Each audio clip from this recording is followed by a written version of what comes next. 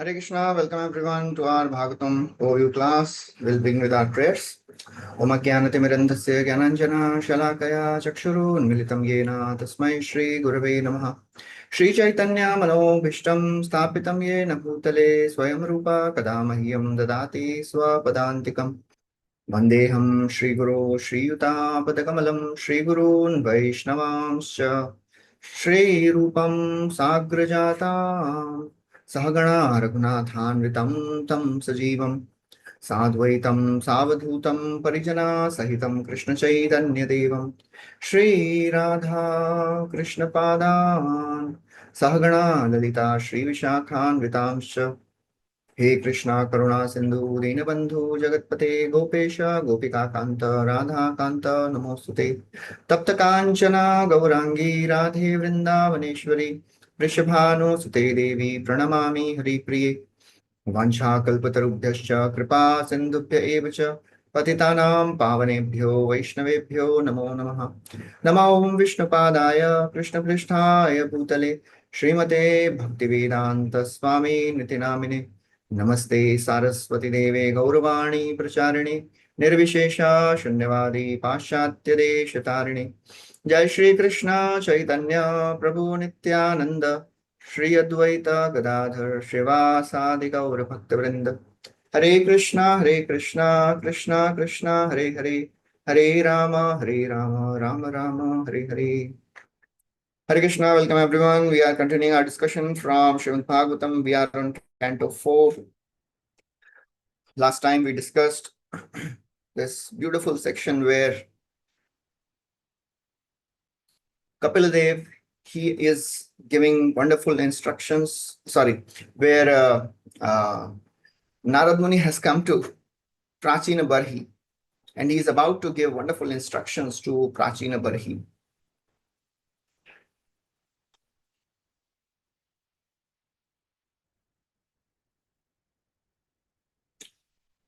Okay, so we will start from chapter number 25.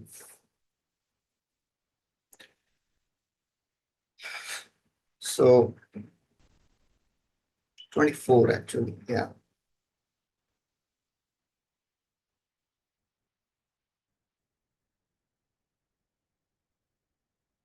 Just a minute. Okay, so we are on chapter 24, chanting the song sung by Lord Shiva. We have just heard Prithu Maharaj. He had a very intense fight with Indra, and after long fight, ultimately Brahmaji had to intervene and he told Prithu Maharaj that please surrender. For you, 99 sacrifices are greater than the 100 sacrifice of Indra, which he had performed. Pritho kirter prithor bhuyat. And ultimately, Prithu Maharaj surrenders. He instructs the citizens, ultimately enters Vanprastha and attains perfection. 24th chapter. Prithu Maharaj, he made his son Vijitashva the king, and Vijitashva had his son Havirdhan. Havirdhan had a son called Prācīnabarhi.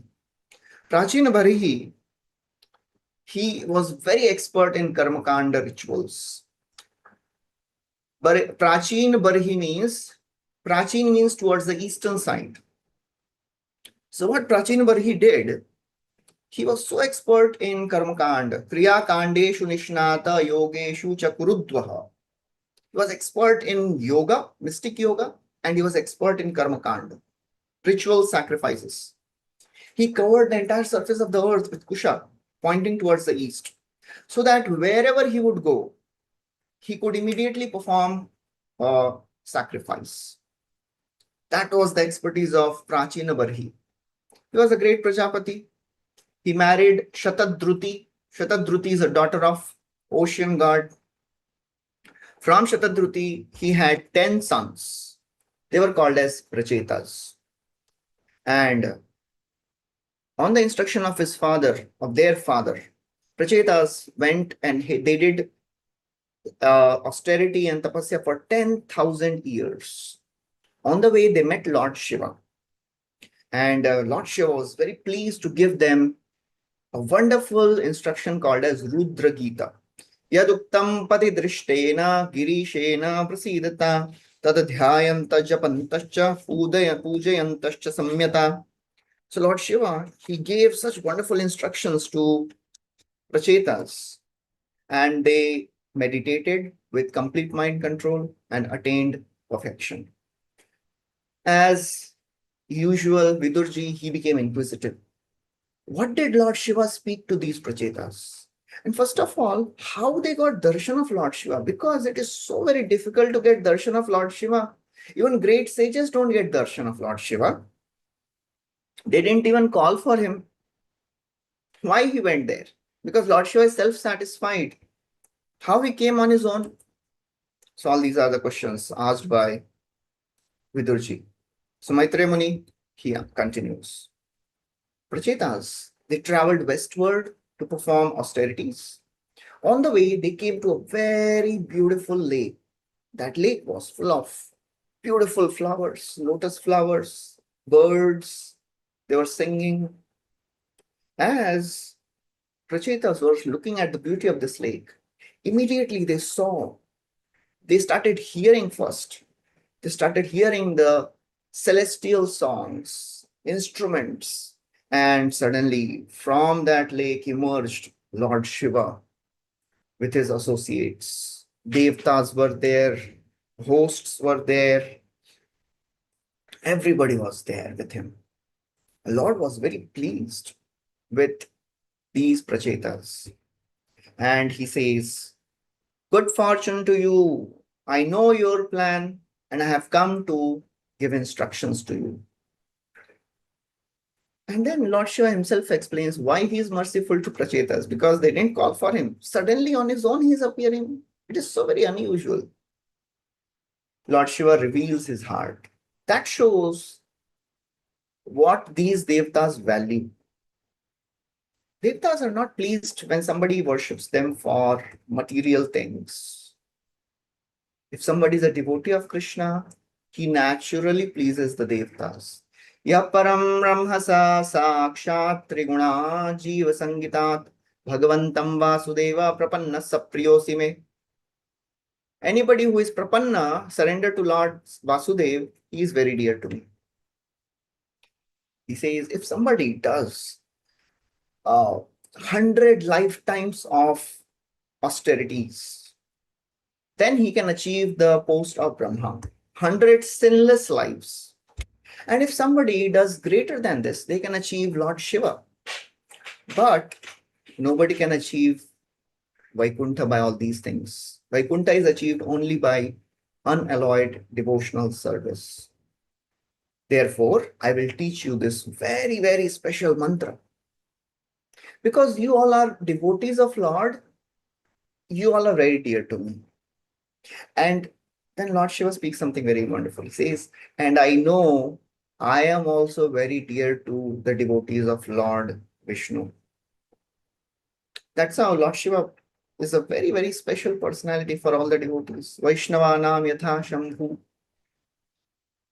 Lord Shiva tells, idam viviktam japtavyam pavitram mangalam param nishreyasakaram chapi shruyatam tadvadaminah. Please hear with attentive mind. Shruyatam. I am going to tell you this very, very auspicious mantra. It is Pavitra Mangal Param. It is pure, auspicious, and transcendental. Please chant this mantra. This mantra is the best prayer for anyone who wants Nishreyasa. Nishreyasa means ultimate goal of life. So Lord Shiva started speaking. Jitam tatma vidvarya swastyaste swastirastu me bhavataradhasaradham sarvasma atmane namaha. First he offers obeisances to the Supreme Lord. Jitam tatma vidvarya, you are best of all the self-realized personalities. Swastaye swastirastu me, you are all auspicious. And let me also have auspiciousness. Bhavata aradha saradham, you are worshipable by great personalities. Therefore, let me have perfection by worshipping you. First, he offers prayers to the deities of Antahkarana. Antahkarana means mind, intelligence, ego, and consciousness. The Chaturvyuha, Vasudeva, Sankarshan, Pradyumna, Aniruddha. Vasudeva is the deity of Chitta, consciousness. Sankarshan is the deity of ego.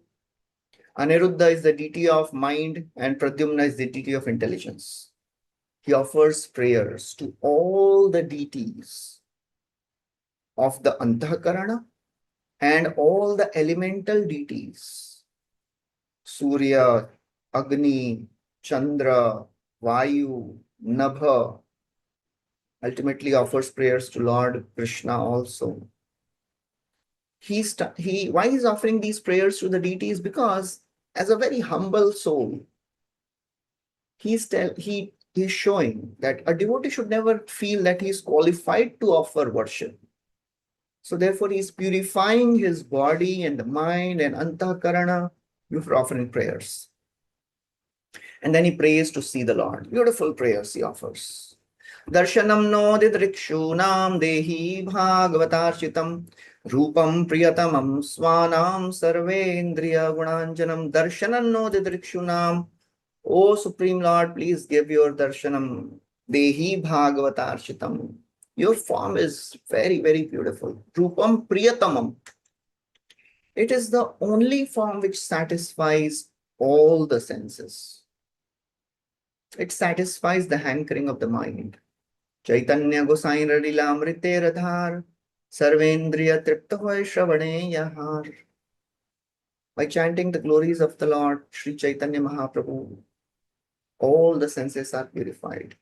Snigdha Pravridaghanashyamam Sarva Saundarya Sangraham Charvayata Chaturbahu Sujata Ruchirananam. The form of the Lord is very, very beautiful. He is the abode of all beauty. Sarva Saundarya Sangraham. Srila Prabhupada writes in the purport, the most beautiful part of Krishna's character is he likes to give credit to his devotees. He describes all the beautiful bodily features of the Lord. He describes praise to the lotus feet, wants to get darshan of the lotus feet. And then ultimately, Maitreya Muni, Lord Shiva himself, he tells that anyone who chants this mantra, he will surely achieve darshan of Lord's lotus feet. And Lord Shiva glorifies the process of devotional service. He says, oh my Lord, you are obtainable only by pure devotion. Bhakti is so very rare. Tam duraradhyam aradhya satamapi durapaya ekanta bhaktya ko vanchet padamulam vinavahi. You are duraradhya. It is not so easy to worship you. It is very difficult. Bhakti is not so easy. But ekanta bhaktya ko vanchet, a devotee, he doesn't want anything else apart from your lotus feet. How will I attain your lotus feet? Only in association of devotees one can attain the lotus feet. Kshanardhenapi tulaye na swargam na punarbhavam bhagavata sangi sangasya martyanam kimutashisha. This verse comes many times. Even half of the moment association of pure devotees cannot compare to Swarga, cannot compare to even liberation. That is the glory. If half a moment gives such benefit, what is the benefit one gets if one gets more association? How much more benefit one will get if the association is done with devotion? How much more one gets if association takes place with prema? So that's how Lord Shiva, he glorifies the association of devotees. He glorifies and he describes the nature of this world. And then he describes the time factor. He said, in this world, everything is controlled by time. Pramattamucchairiti kritya chintaya pravriddhalobham vishayeshu lalasa tvamapramatta sahasa vipadyase shulle lihano ahirivantakam mukham. Pramattamuccai. People in this world, they are mad. Why? Because they want sense gratification. Pravriddhalobham vishayeshu lalasa. Their desire keeps on increasing and they forget that they are coming closer to death. Just like a rat doesn't realize a snake is nearby. The snake comes and seizes, eats the rat, eats the mouse. Similarly, the time factor comes and pounces on a living entity when he is least attentive. So that's how wonderful instructions he gives. Then he tells how to chant this Rudra Gita. He gives Falashruti of this Rudra Gita. Anybody who chants this Rudra Gita, he becomes a devotee of the Lord. It is all auspicious. One can please the Lord by this and one can achieve anything desirable. After describing this, Vidurji, he had a desire to hear about Prācīnabarhi. Because in between, Maitreya Muni started describing about Prachetas and then went in flow and described Rudra Gita. So Vidurji asks, can you please tell about what happened to Prācīnabarhi? In second canto, 7th chapter, Brahmaji told Nārada that now I have given you all this knowledge, now you preach. Tvameva vipuli kuru. But there, Shukadeva Goswami doesn't describe about the preaching of Nārada Muni. Now, he will describe the preaching exploits of Nārada Muni. After Lord Shiva disappeared, all the Prachetas, they did tapasya for 10,000 years. And Nārada Muni, meanwhile, he was thinking, entire dynasty of Swayambhu Manu is a great devotee dynasty. Swayambhu Manu, Uttanpad, Priyavrat, Dhruva, and Anga Maharaj, Prithu Maharaj. All these are great personalities. This Pracheta, this Prācīnabarhi, he is absorbed in Karma Kanda.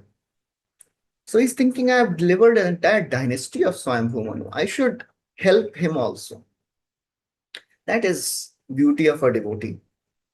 He feels so very compassionate. In the 6th canto also it will come. Nārada Muni, after delivering the 11,000 sons of Daksha, second Daksha, Haryashvas, Shavalashvas, they all were delivered, made pure devotees, renunciants. Nārada Muni thought the same. I have delivered entire dynasty of Swayambhu Manu. This Daksha, he is not taking to bhakti. Let me go and help him also. Nārada Muni goes to Prācīnabarhi. Said, Prācīnabarhi, what do you desire to obtain by all these karmakandi rituals? You know that it is not possible to get rid of the misery of this world and attain happiness by all these rituals. And Prācīnabarhi, as he's listening, he is a very humble soul. Na janami mahabhaga param karma paviddhi bruhi me vimalam jnanam yena muccheya karmabhi. He says, oh great personality, I don't know what is the ultimate goal of life. Can you please tell me? I am just absorbed in karma kandi rituals. Because a household life is really unfortunate. Griheshu kut dharmeshu putradara dhanarthadi na param vindate mudho ramayan sansara vartmasu. Attached householder doesn't realize how he is getting absorbed and attached in this household life, material world. Can you please tell me?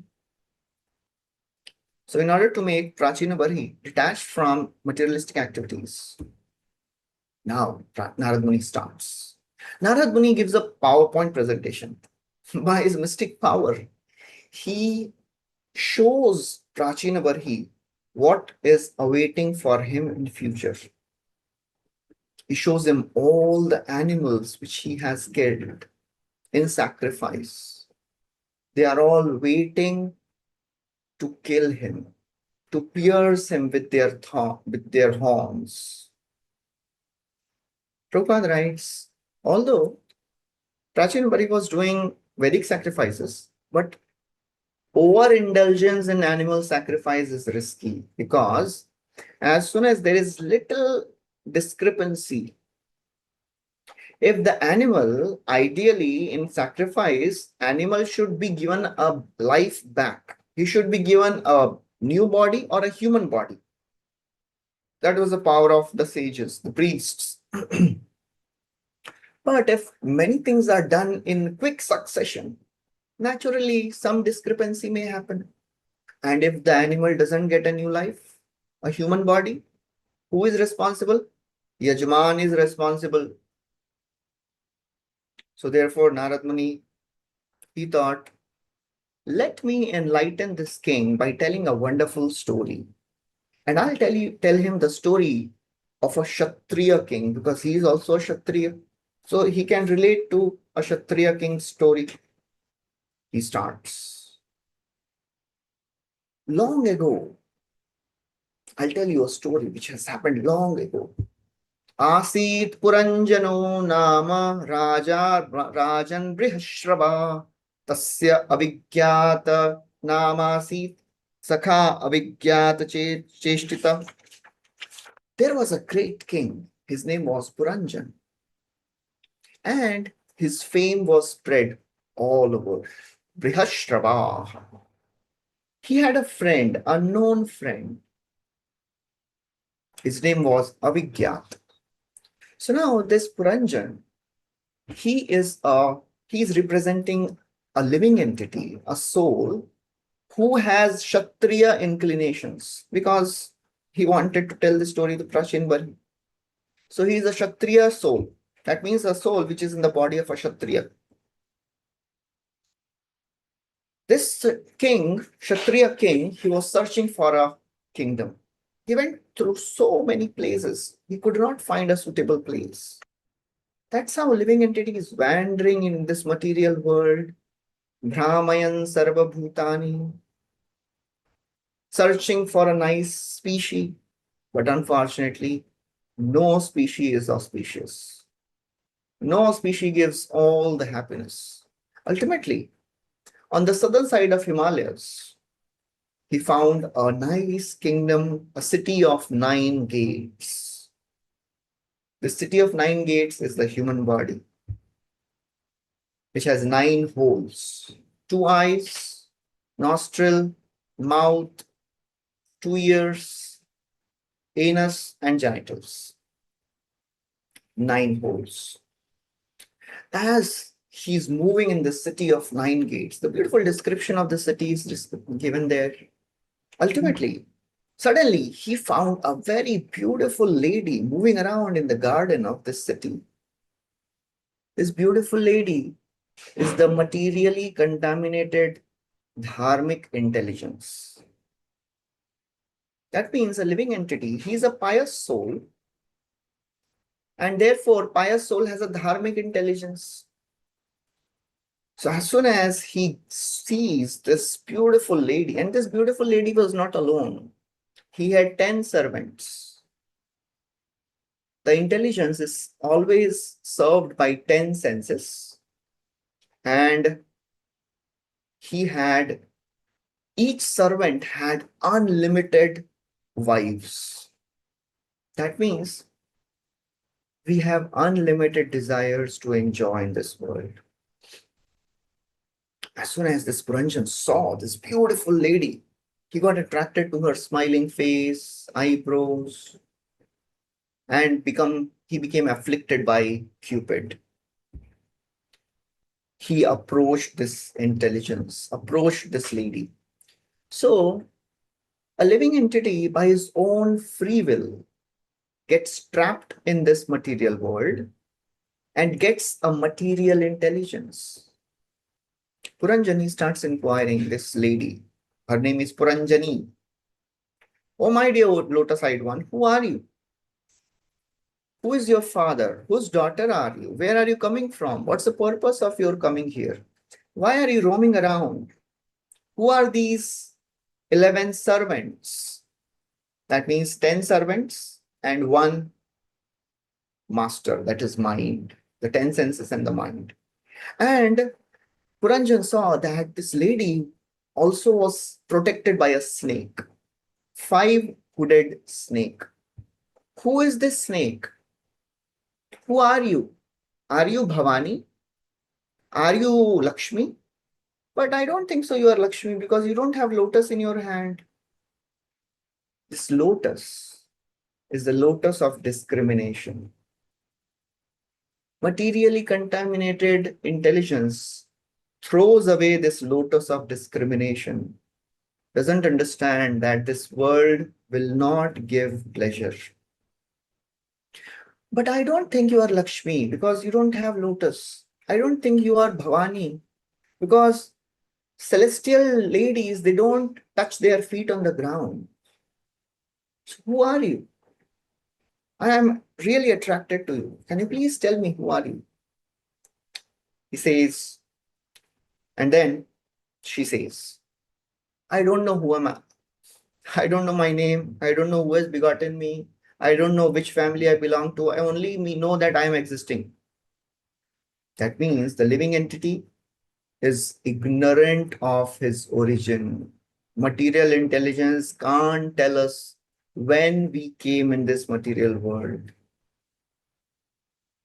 But she says, although I don't know who am I, but I will satisfy you. And all my servants will satisfy you. In this way, they get married. And they enjoy for 100 years. Their enjoyment is described.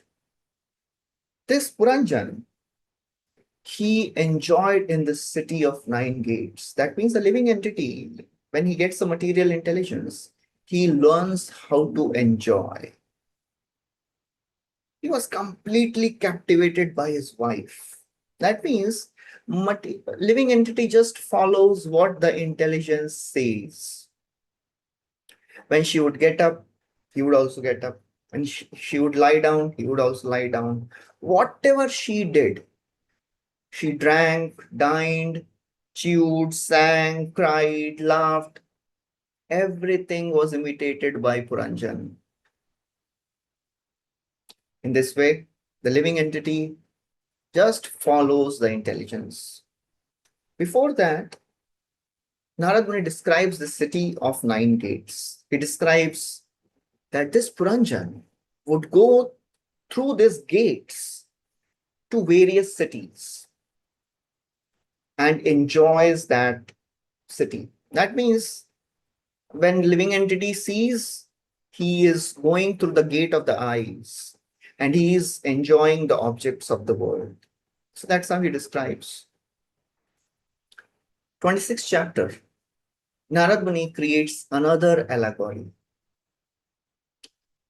Sometimes a living entity gets some sinful desires or dharmic tendencies.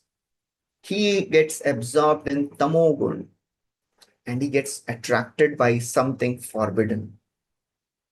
That is what is happening here.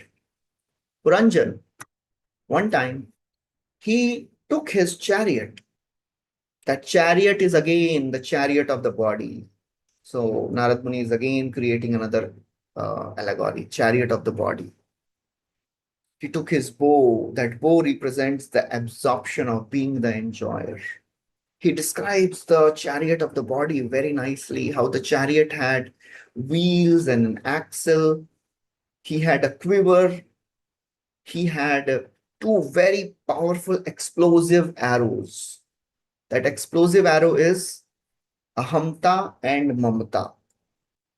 Unlimited arrows in the quiver, unlimited desires. So many things he describes. Puranjan, he hunts, kills so many animals. That's how a living entity engages in so many sinful activities.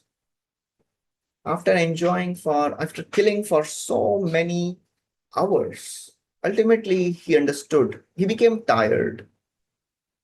That's how a living entity understands his mistake.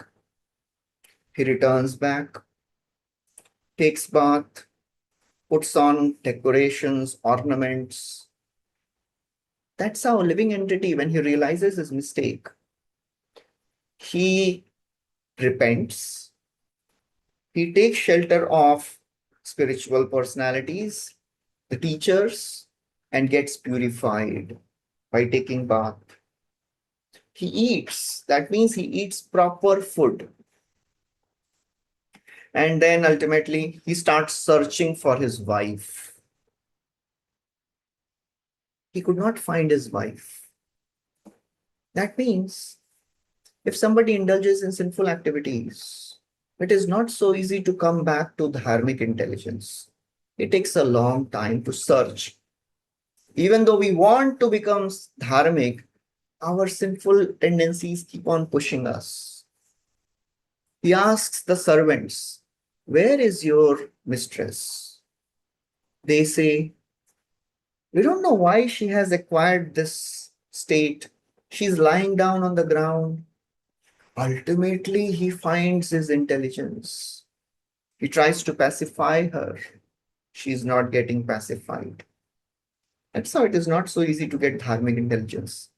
Ultimately, this wife is pacified and they enjoy in this body, in the city. Many years pass by. After 50 years of staying in the city, one time, a Gandharva king, Chandaveg, he attacks. And that's how the time passes by so quickly. And as this Chandaveg attacks, this five-hooded serpent was protecting this city.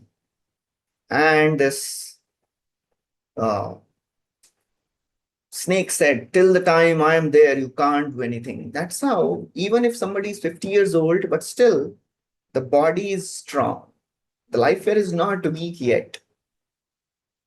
And that's how this Purañjana had many sons, many daughters. He was enjoying, but now he is becoming old. The body is starting getting old. This Chandaveg, he came with his 720 soldiers, Gandharvas and Gandharvis. Who are these 720 soldiers? 360 days and 360 nights. Chandaveg is the time factor, which comes with a great force. Chandaveg. Nobody can stop the influence and attack of this time factor. And this snake alone is fighting. That snake is a life air. Now, Nārada Muni describes what happened. As Chandaveg is attacking, the snake is protecting the city, another personality enters. That is Kalakanya. Kalakanya is the old age. She is searching for a husband. Nobody is accepting her. Who will accept old age? Ultimately, Kalakanya, he goes to Nārada Muni. And Nārada Muni says, "I am Brahmachari. You go to this personality. His name is Yavaneshwara." Who is this Yavaneshwara? That is fear. When old age comes, fear arrives. Old age gets married to fear. And the fear accepts her as his sister also. So that is adharma. Ultimately, they both. This fear, Yavaneshwara, Kalakanya, and his brother. His name is Prajwar. Prajwar means the fever. When one is old, he is afflicted by diseases. Fever comes. All three of them attack. The soldiers of Chandaveg attack. Who are the soldiers of this Chandaveg? Various types of miseries, various types of diseases in old age. Adhyatmika, adhibhautika, adhidaivika miseries. 28th chapter. Purañjana. is now, his body is really getting old. That means his city is getting destroyed. The snake is now becoming really old, can't tolerate, can't resist the force of this Yavaneshwara, that is fear, Chandavek, that is time, and Kalakanya, that is old age. The Yavanas, they entered from all the gates. That means when a person becomes old, all the diseases enter from all the body holes. Eyes can't see, ears can't hear, can't digest, can't smell, can't even evacuate properly, can't enjoy. Purañjana is in great pain. His family is getting really disturbed, anxious. He's losing his possessions. Ultimately, this Purañjana, he was forced to leave this city. And as everything is happening, as the soldiers of Yavaneshwara and Chandaveg captures Purañjana, binds him and takes him out of this body, the servants, they also go along with them, along with the Purañjana, and this entire city is getting devastated. And as this five-hooded serpent leaves, the entire city is smashed to dust. That's how when the life air leaves, the body is destroyed. Purañjana, he lamented. Now, living entities out of this body, he's taken by Yamdutas. So Purañjana is now dead. Then he's taken to very hellish places, suffers there. Because this Purañjana, he was so very attached to his wife. He remembered his wife at the time of death. And as a result, he becomes a woman in the next life. That is a process of transmigration. Yam yam vapi smarana bhavam tyajyatyante kalevaram. Purañjana becomes Vidarbhi, son of King of Vidarbha. She got married to a very great devoted king called Malayadhwaja.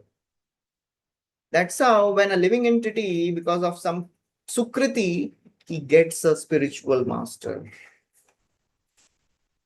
Malayadhwaja ruled the planet for many, many years. He had nice children, sons and daughters. He had a daughter who had a black eye, Asitekshana. He had 7 sons. Who is this daughter? When our living entity gets a spiritual master, he gets the desire to serve the Lord. He gets 7 sons. Śravaṇam, Kirtanam, Vishnu Smaranam, Archanam, Mandanam, Dasyam. Sakhyam and Atmanivedan is not mentioned because they are very high. Ultimately, Malayadhwaj leaves after ruling for long. Vidarbhi goes with him. Malayadhwaj perfects his life. Vidarbhi, she is doing all the service. Malayadhwaj leaves his body.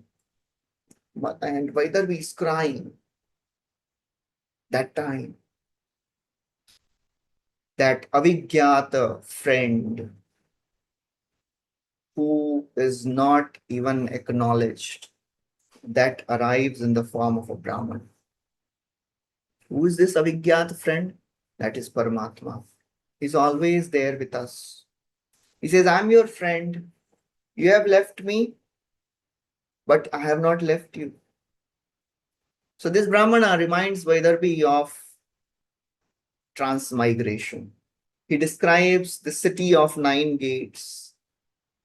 And then in 29th chapter, Purañjana, Prācīnabarhi, after hearing all this, he says, Nārada Muni, I did not understand anything about this allegory. Can you please tell me?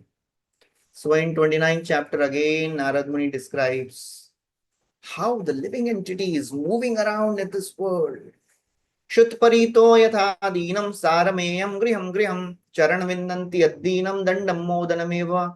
Just like a dog, a living entity is moving around in this world. Sometimes a dog gets something to eat, sometimes he receives punishment, sometimes rewards. Tadha kamashayo jiva bhuteshu uccava upari adhyo madheva yati dishtam priya priyam. Similarly, a living entity in this world sometimes enjoys, sometimes suffers. He glorifies Krishna Katha. And therefore, Prācīnabarhi, after hearing all this, he becomes enlightened. But he is thinking, I'll send somebody, I'll get my sons back, and then I'll renounce. Nārada Muni says, I have to make him renounce now. He speaks another story, another allegory of a deer. How this deer was having a nice wife. One day a hunter came, killed the deer, and then the deer was lamenting, killed the she deer. Deer was lamenting, and then the hunter killed the he deer also. So Nārada Muni said, you are that deer. Straightforward. You are that deer who is attached. Give up your all abominable household life and take to devotional service. Prācīnabarhi immediately renounces. Then Maitreya Muni, as he is describing Prācīnabarhi's story, Vidurji says, Arey oh Prachetas ka kya hua? Prachetas, they went to the forest, under the water, in that lake, did tapasya for 10,000 years. They got beautiful darshan of Lord Vishnu, 800 form. Lord said, I am very pleased with you because you have cooperated amongst each other. Ask for a benediction. Varam vrinidvam bhadramvo yuyam vanripanandana sauhardena aprita dharma tushtoham sauridenava. I am very pleased because you have cooperated, although everybody has a different nature, different way of doing things, but you have cooperated. This cooperation pleases the Lord. Prabhupada writes in the purport about that cooperation. When we cooperate, Prabhupada would also say that if you want to please me, please cooperate. Lord gave him benedictions, gave them benedictions, that you will have a nice girl as your wife. All of you will marry Apsara, the daughter of Apsara. That Apsara is Pramalocha. She gave a daughter, and through Kandu Rishi, she begot a daughter. Her name is Marisha. She is having all the wonderful qualities. She has a disposition like you. You will enjoy this world and you will not be affected. You will enjoy for 1 million celestial years. And you will not be affected. Ultimately, you will come to me. They came out and they saw the earth was full of trees. They became so angry. The citizens are not getting place to stay. They started burning the trees by the fire coming from their mouth. That time Brahmaji came, pacified them, gave them Marisha. They all married Marisha. Daksha was born. And these Prachetas, they made Daksha the king. They went to forest to do tapasya. There they met Nārada Muni. They were doing tapasya in the ashram of Jajali Rishi. There they met Nārada Muni, and Nārada Muni described the principle of pure devotional service. They perfected their life and they achieved perfection. After describing this wonderful story, Shukadeva Goswami says, I have now finished describing the dynasty of the sons of Uttanpad. Now I'll describe the story of Priyavrat.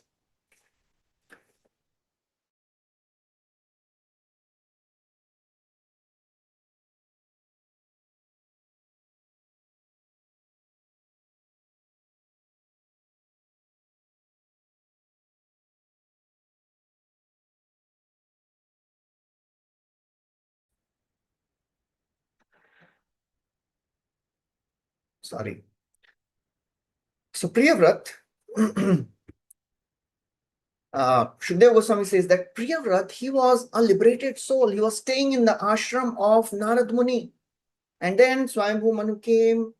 He convinced Priyavrat to get married. And he ruled. Priyavrat ruled this earth. Still he was not attached. So that's how this fourth canto ends. Now starts the fifth canto. Very, very wonderful canto.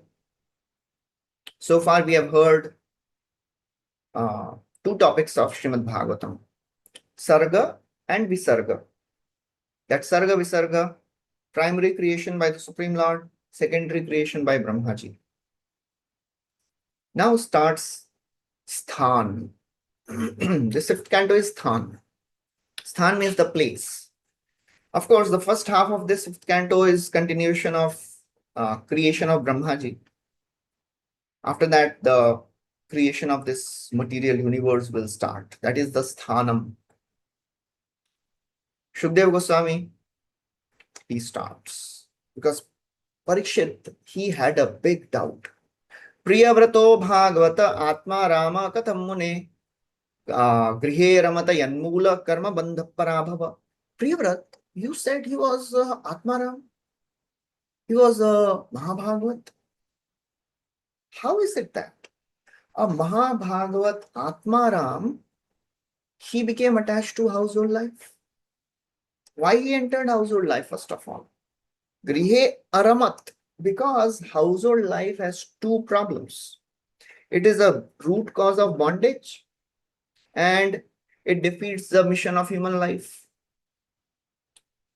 And then, how was it possible for Priyavrat to not get entangled in family life? First of all, he entered family life. That is astonishing. After entering family life, how he was not attached to family life? So Shukadeva Goswami says, whatever you are saying is right.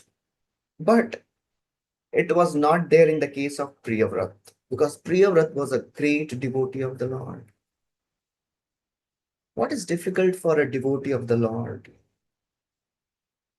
Nārada Muni starts, Shukadeva Goswami starts the story. After Daksha was born, he left for tapasya and he did tapasya for 5 manvantars. Nobody was there to rule the planet. Who will rule Bhumandal now? Swayambhu Manu, he wanted to take Vanprastha himself. He didn't want to rule. He went to get Priyavrat back from the ashram of Nārada Muni. And he didn't go alone. He went with Brahmaji because he knew it is not so easy to convince Priyavrat. He has learned from Nārada Muni. Nārada Muni made 11,000 sons of Daksha into renunciants. So how is it possible to convince him to get married? He is a brahmachari. He went with Brahmaji. So Brahmaji is there. Swayambhu Manu is there. Nārada Muni is there. And he went and he started giving so many reasons. He said, "Oh Priyavrat," first of all, Brahmaji spoke. "Oh Priyavrat, I am not speaking on my behalf. It is the order of the Lord. No one can defy the order of the Lord. No one can deny the order of the Lord. By all means, order of the Lord is unavoidable. Natasya kaschit tapasa vidyaya va na yoga viryena manishaya va naivartha dharmai parata swato va kartum vihantum tanubhrit vibhuyat." By all the tapasya, vidya, yoga, bodily strength, intelligence, whatever you do, by your wealth, by your religious practice, you cannot avoid the orders of the Lord. So many things he describes. He says, you don't worry about getting entangled because you are such a great enlightened soul. You will not be affected, because if somebody is not sense controlled, if he enters forest, he doesn't go alone. He goes with his 6 wives. Bhayam pramattasya vaneshvapi syadyatassa aste sah shat sapatnaha. Shat sapatnaha. 6 patniyon ke sath jata hai. What are the 6 patnis? 5 senses and the mind. But Jitendriyasyaatmarate buddhasya grihashramam kim nu karotyavadya. If somebody is sense controlled, somebody is self-satisfied and intelligent, he will not be affected by household life. And you are like that, O Priyavrat. Don't worry. Just take shelter of lotus feet of the Lord and follow the instructions. Priyavrat ultimately, although he did not want to get married, but he accepted. And he ruled this world so wonderfully. He married Barhishmati. Barhishmati is daughter of Vishwakarma. Through Barhishmati, he had 10 sons. Out of those 10 sons, 7 became the rulers of 7 islands of Bhumandal, and 3 became renunciants, Paramhamsa. He had a daughter also from Barhishmati, and she got married to Shukracharya, and they had a daughter called as Devayani. The story of Devayani will come in 9th canto. Devayani is Sarmishtha Yayati. He had another wife. From her, he got 3 very powerful sons, Uttam, Tamas, and Raivat. So Priyavrat, he ruled the second half of the first Manvantar, and then Priyavrat left. Second Manvantar was ruled by the son of Agni Dev. His name was Swarochisha. Third, fourth, and 5th Manvantar were ruled by 3 sons of Priyavrat, Uttam, Tamas, and Raivat.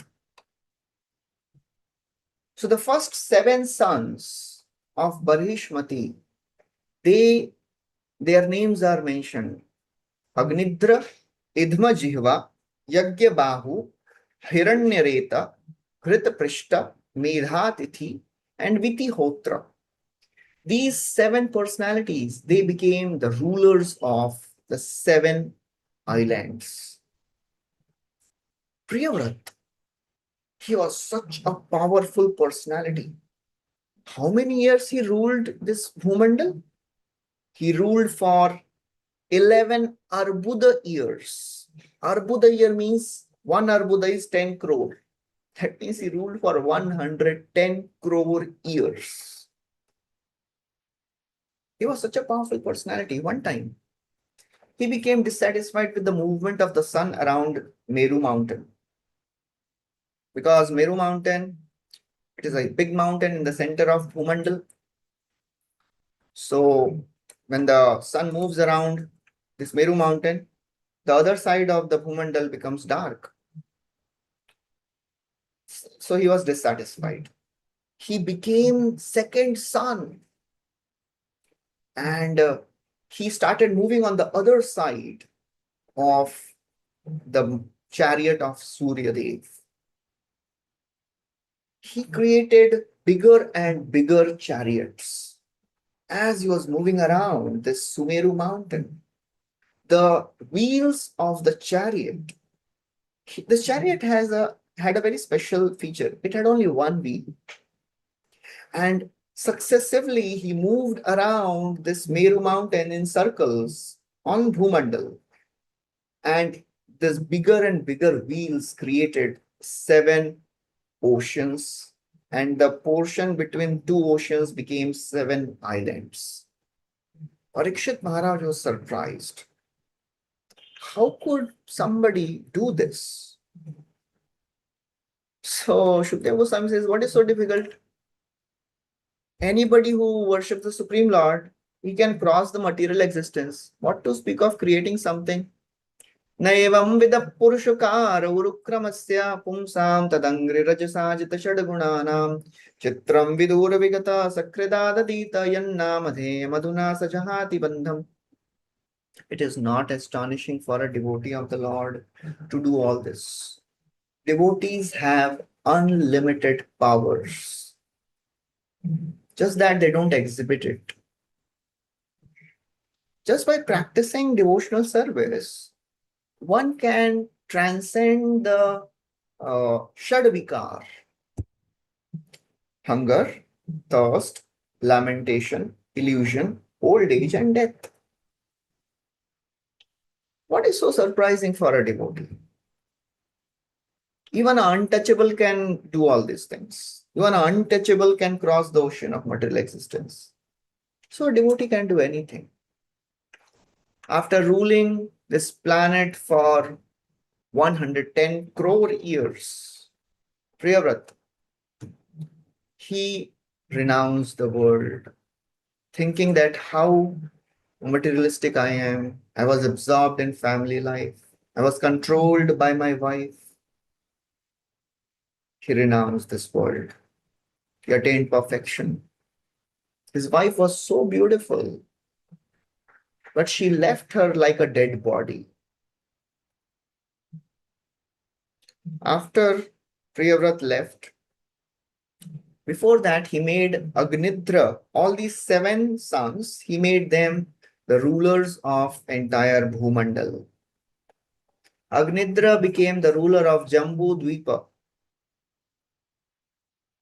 Although he was a great devotee although he was son of Priyavrat, he was not a pure devotee. Because it is described, Priyavrat, he begot Agnidra in a very lusty state. So it depends on the consciousness in which somebody conceives a child, he attracts a child of similar consciousness, attracts a soul of similar consciousness. Agnidra, he was not a pure devotee. He was attached to karma kandi rituals. He wanted to go to heavenly planets, Pitriloka. He worshipped Brahma. And Brahma ultimately sent a celestial Apsara, Purvachitti. He married her, enjoyed with her. He enjoyed with her for again 100 million years. He begot 9 sons from Purvachitti, and then Purvachitti left. Even after enjoying for 100 million years, he was not satisfied. That is the situation of sense pleasure of this world. No satisfaction. Hiranyakashipu, will hear the story. He was the ruler of entire universe. Apart from Brahma, Vishnu, Mahesh, everybody was under the control of Hiranyakashipu. Still, he was not satisfied. Saitam nirjit kaku bekarat vishayan priyan yatopajosham bhunjano natripyat ajitendriya. Agnidra, he was not satisfied. He worshipped Brahma and he went to Pitriloka to be with Purvachitti. He made the 9 sons the ruler of the 9 Varshas of Jambudvipa. We'll hear tomorrow. Jambudvipa is divided into 9 islands. They are called as Varsha.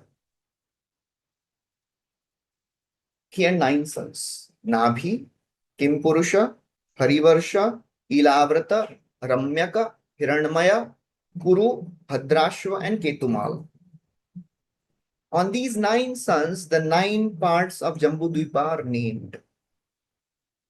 After this, Agnidra left this world, went to Pitriloka. The eldest of all is Nabhi, the son of Ganitra, Nabhi, he was a very, very great devotee of the Lord. He worshipped Supreme Lord. He arranged a big sacrifice because he wanted a son like the Supreme Lord. Lord appeared in that sacrifice, and all the priests, they offered beautiful prayers in a very humble way. The sages, the priests, they tell, "Oh my Lord, we have called you for very insignificant reason. We have called you for some material thing. Please forgive us. This Nabhi wants a son. And can you please fulfill his benediction?" Although the best benediction is we are getting your darshan, but still we have this desire. Lord said, actually, nobody can be like me.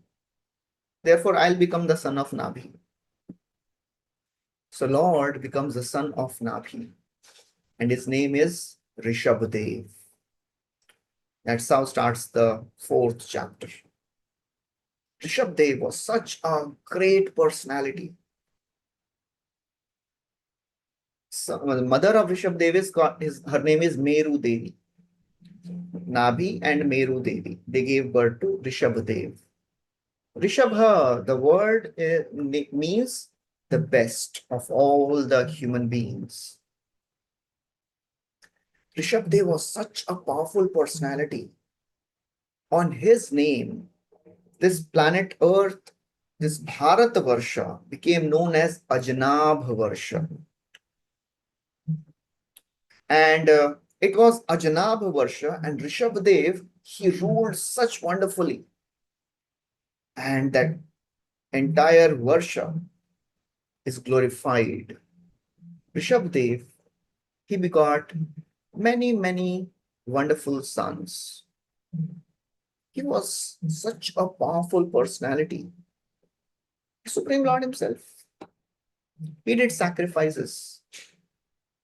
And Indra, as usual, he became envious. He started, Indra is a god of rains. He stopped rains in Bharatvarsha.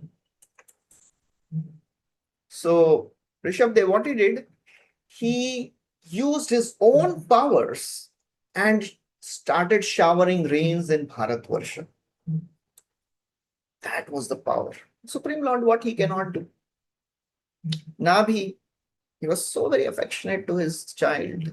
He knew he is Supreme Lord, but he had a Vatsalya Bhav. And after ruling for some years, he left this world. He left the kingdom, went to forest, perfected his life. They went to Badrika Ashram. They prayed, they worshipped Nara Rishis, achieved perfection. Rishabhadev, he married Jayanti. Jayanti is the daughter of Indra. And from Jayanti, Rishabhadev begot 100 sons. Out of those 100, 10 became Kshatriyas, 81 became very nice, well-cultured Brahmanas, and 9 became great, great devotees, Paramhamsas. They were called as Navayogendras. We'll hear the story of Navayogendras in 11th Canto. The 10 Kshatriyas, they were headed by the most exalted devotee, Bharat Maharaj. On the name of Bharat Maharaj, this entire Bharatvarsha has received its name. Bharatvarsha is not our India. We'll see in tomorrow's discussion what is Bharatvarsha. It is not even our planet Earth. It is a greater part of Jambu Dvipa. Bharat Maharaj is such a great exalted ruler.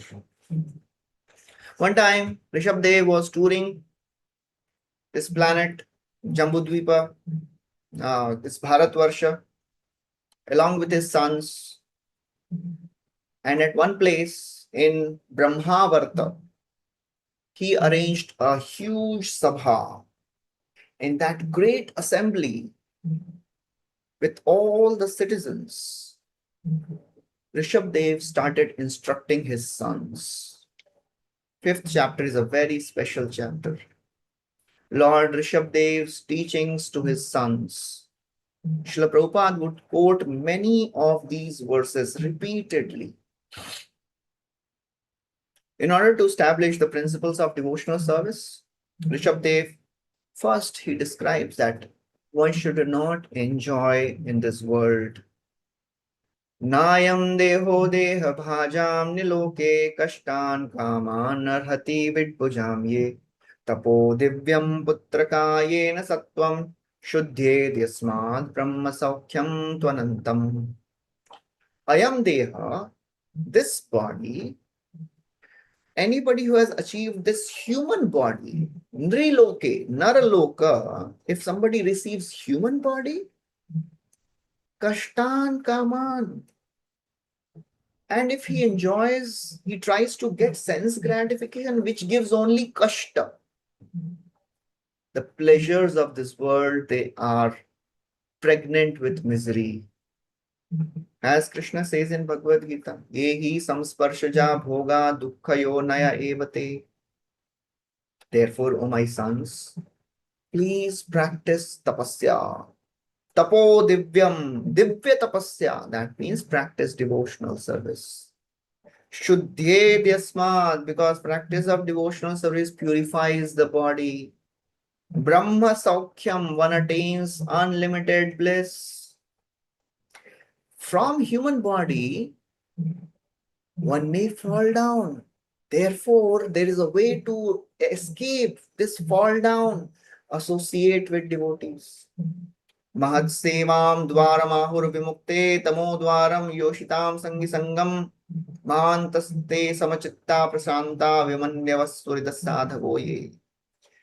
Association of great personalities opens the door for liberation. If you associate with opposite gender, if you engage in sense gratification, if you associate with people who are engaged in sense gratification, you will fall down. You will go to hell. Therefore, a self-realized soul does not indulge. Please don't engage in sense gratification. People in this world, they engage in sense gratification, they enjoy, but they fall down. Nunam pramatta kurute vikarma yadindriya pritaya pranoti na sadhu manne yata atmanoyam asannapi kleshadashadeha.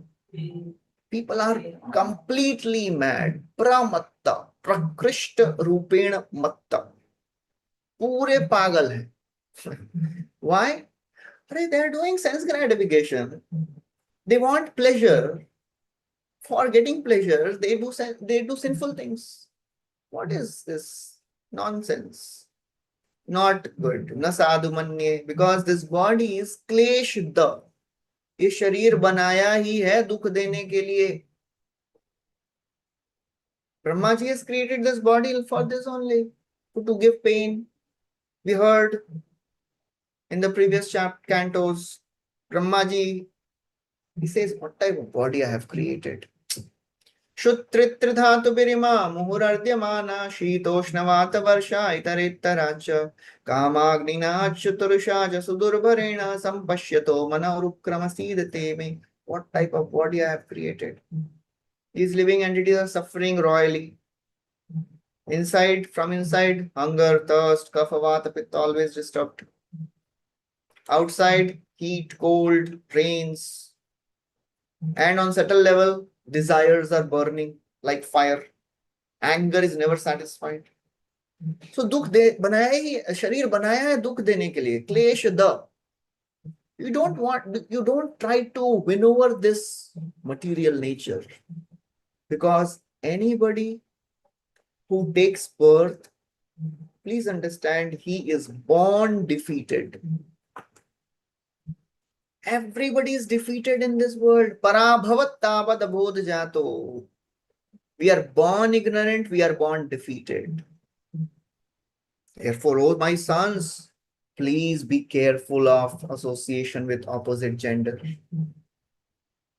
Association with opposite gender is the cause of bondage. Pumsa striya mithuni bhavametat tayor mitha hridaya granthi mahu ato grishetra sutapta vittai janasya mohoyam aham mameti. When husband and wife, man and women come together, they unite with each other. Their union creates knot in the heart. It is not one-sided knot. One-sided knot can be opened. If there are 2 knots, 3 knots, 4 knots, 5 knots, you have to cut that. You can't open it. Hridaya Granthi, the more we enjoy, the more the Hridaya Granthi becomes hard. Hard knot. When you enjoy, what happens? You want house, you want kingdom, property, children, and then it is all aham mameti.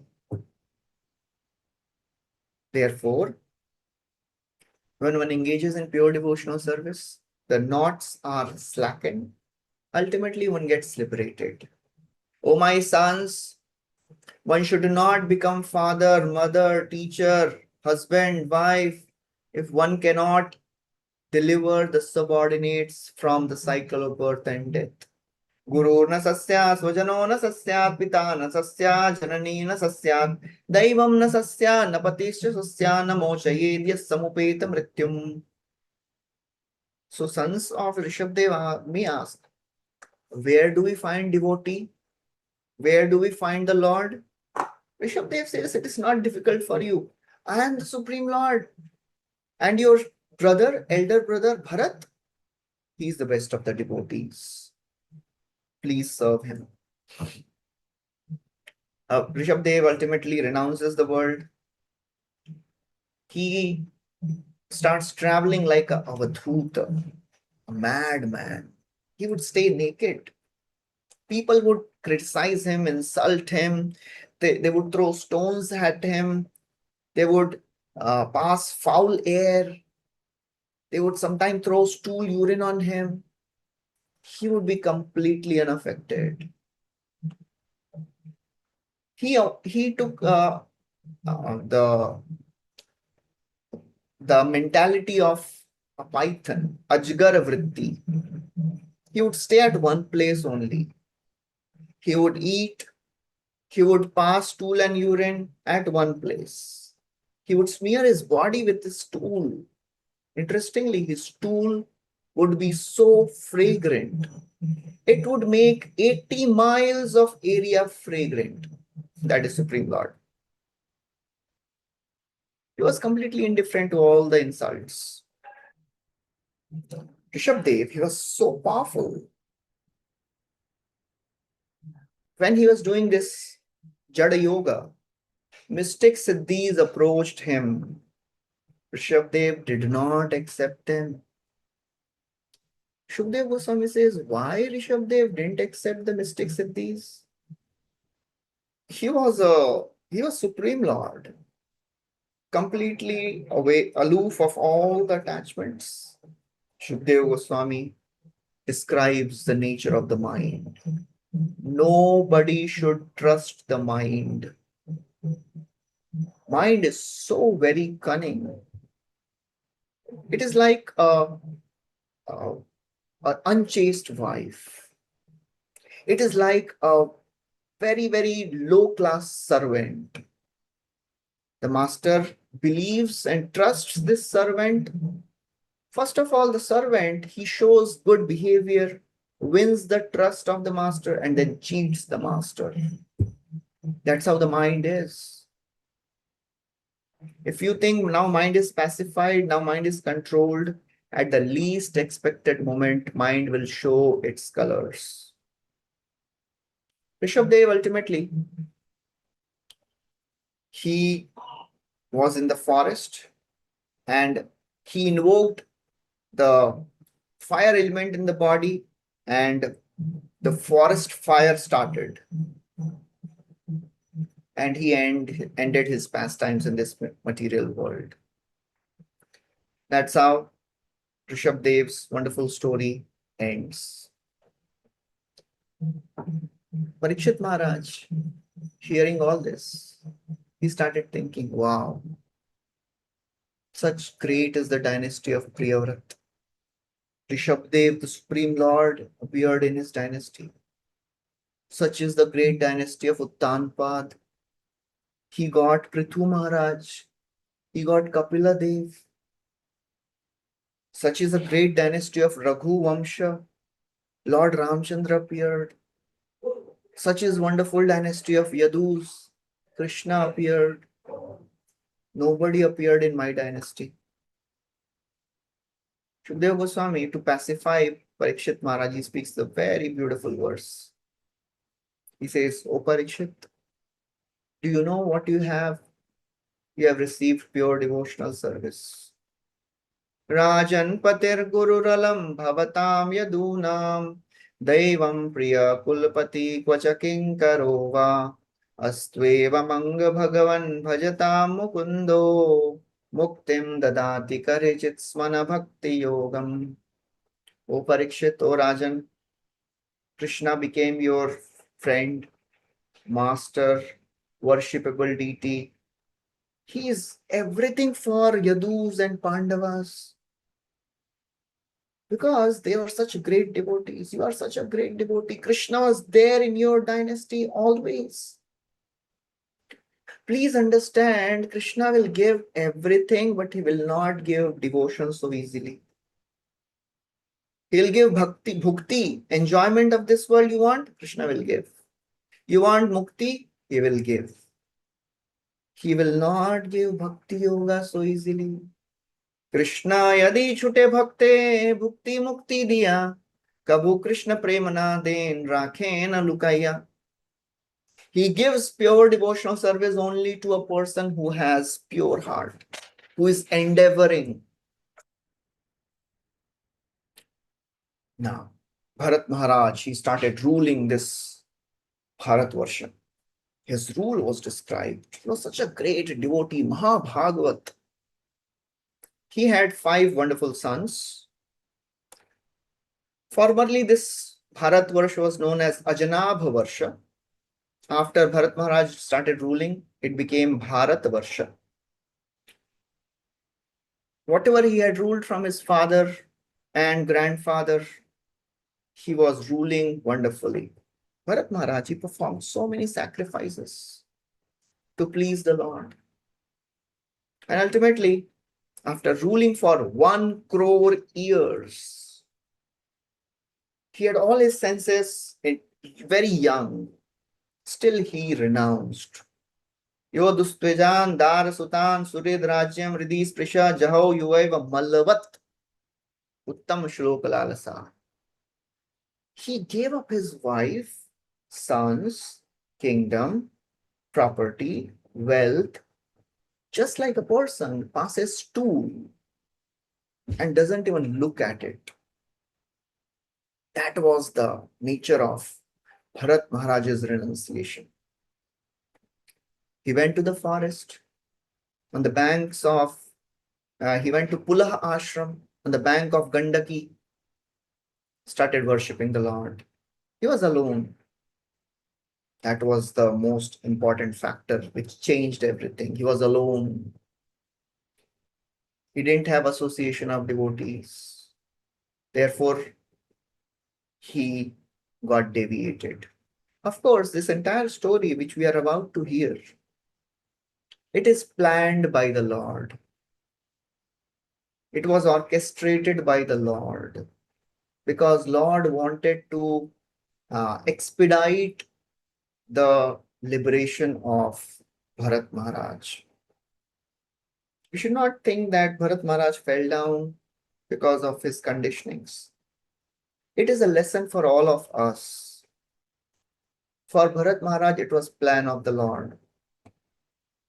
Bharat Maharaj, as he was doing tapasya on the bank of Gandaki, one day, he saw a mother deer She came to drink water in the river, on the bank of the river. As she was drinking water, on the other side, there was a lion. Somewhere roared, lion roared loudly. And this deer, she became afraid. She jumped across the river, but she was so fearful. She delivered that baby in the water. Baby deer started drowning. Mother deer, she was so fearful. She ran and she ended up in a cave, left her body. Bharat Maharaj, as a compassionate soul, picked up that small baby deer, took him to his ashram, and started taking care of the deer. So far, it was good. But the problem was he became overly attached to the deer, started neglecting his sadhana. He would sit with the deer, dine with the deer, feed the deer. He completely became deviated from the process. Prabhupada writes, we have to be really careful in executing our spiritual practices. However advanced we may be, Bharat Maharaj was at the level of bhava, shraddha, sadhu sanga, bhajan kriya, anartha nivritti, asakti, nishtha, ruchi, bhajan kriya, then nishtha, asakti, bhava, and prema. He was at the level of bhava. Still, he got deviated. He became so very attached. While sleeping, he would keep the deer on his chest. He would always think of deer. One day, the deer didn't return from the forest. In the evening, he became really disturbed. He started searching for the deer. And inevitable death arrived. While dying, he remembered this deer. And he became deer in the next life. Vishwanath Chakravarti Thakur writes in his commentary that there was no inauspiciousness in this. There are two types of prarabdha karma. One is auspicious prarabdha karma, other is inauspicious prarabdha karma. Inauspicious prarabdha karma is the result of our previous life's sin. Prarabdha karma is the result of the will of the Lord. So Lord wanted to intensify the devotion of Bharat Maharaj. So that's why he's doing all this. He wanted to increase the longing of Bharat Maharaj. Like in the first canto we heard, Narad boy, he saw darshan of the Lord and then Lord disappeared. And the Lord said, in this life you will not be able to see me. Why? Because I want to increase your intensity of devotion. Bharat Maharaj, he became deer. And as he was a deer now, but still in the body of deer, because of his wonderful devotional service, he remembered his past life. He remembered he was a great king, Bharat. He understood how he made a mistake of getting attached to a deer. And he was very careful in the body of a deer. Bharat Maharaj as a deer was better and self-realized than Bharat Maharaj as a king. Bhakti is apratihata. Bhakti is never destroyed. This baby, small deer, he gave up the association of his mother and family, again went to Pulaha ashram. He would stay near the sages. He would hear Harikatha from the sages.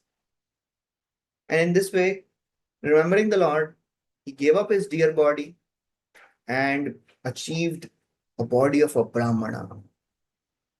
He was given the name Jada Bharat. Why Jada Bharat? Because purposefully he behaved as if he is a Jad. Jad means mad or a dull person. His father was a very great devotee of the Lord. He was attached to his son. He was in the dynasty of Angira Rishi. He tried to teach his son, but he behaved like mad, dull. blind, deaf. He would teach Brahminical qualities. You should wash your hand after responding to nature's call. He would do ulta. He would wash his hands, then respond to nature's call. He tried to teach, his father tried to teach everything about brahmachari life. He did not learn anything. He did not learn any scriptures purposefully. Because he knew, फंस जाऊंगा दोबारा. If I learn all this, my father will make me married. Again, I'll get entangled. He behaved like a fool.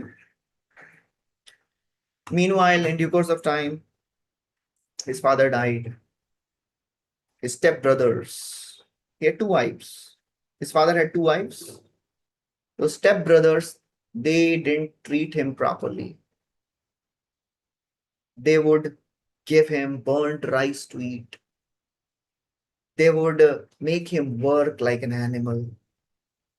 And they would not give him anything to wear properly. He accepted everything. He did not protest. They would make him stand in the fields for whole day. He would be there standing like a scarecrow, never retaliating. People would insult him, call him ill names. He never retaliated. He remembered his past two lives. He remembered that he was a great king, Bharat. He remembered he was a deer. One time, he was in the fields. There were a group of dacoits. They had captured a very low-class person and they wanted to sacrifice him in front of Durga, Kali, Narabali.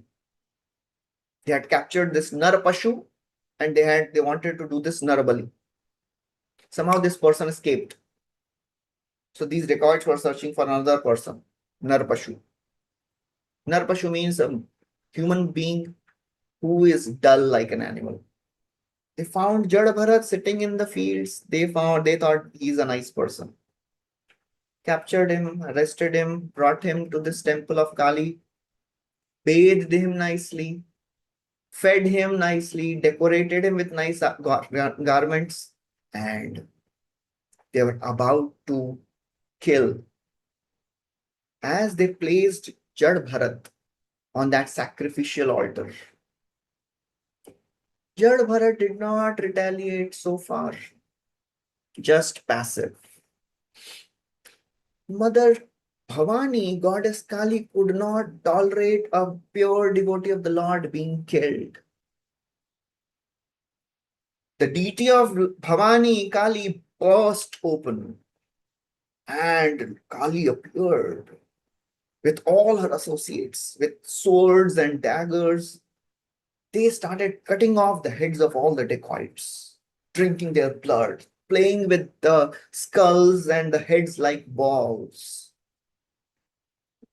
Prabhupada writes, no one, including the devatas, can tolerate the offense committed to a devotee. In midst of all this, Bharat Maharaj was completely unaffected. He was just the same. He did not retaliate. That is the end of the 9th chapter. We'll stop here. We'll continue tomorrow. Wonderful discussion of Rahugana and Jad Bharat and wonderful cosmology, which is very, very fascinating. Hare Krishna, Śrīla Prabhupada ki jai, Prantara Śrīmad Bhāgavatam ki jai.